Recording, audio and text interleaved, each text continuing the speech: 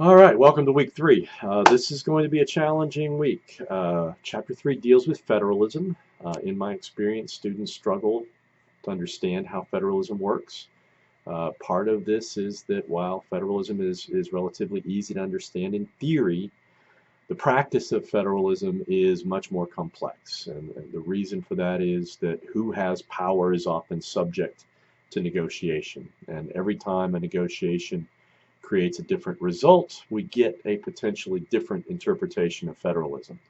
And that means that there are distinctive periods in which the fundamental nature of federalism changes. And we may be going through, one of those kinds of changes right now. So to illustrate, industrialization at the turn of the 19th century fundamentally altered the nature of the American economy in ways that made it virtually impossible for states to individually regulate economic activity. Many of the main drivers of industrialization in the late 19th century after the Civil War, banking, mining, the railroads, they existed across state boundaries.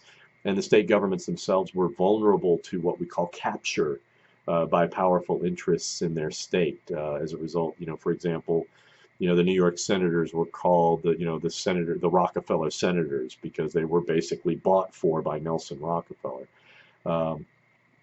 So as a result, the federal government over time has been compelled to intervene in order to protect consumers and workers at various times. Another reason why federalism is such a tough subject for students to understand is that the basic rules of federalism, again, are subject to change. It's really important to understand that federalism is fundamentally different from a unitary system where the central government has the authority to dictate policy, and it's also different from a confederation where the central government has virtually zero authority to direct its constituent governments.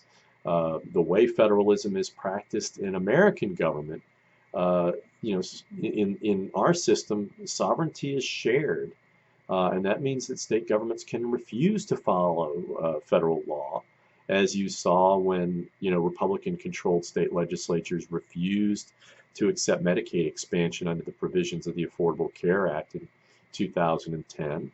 And you can also see it today in democratically controlled states where you see the rise of sanctuary cities, where city officials have refused to cooperate with federal immigration officials in rounding up and deporting undocumented immigrants.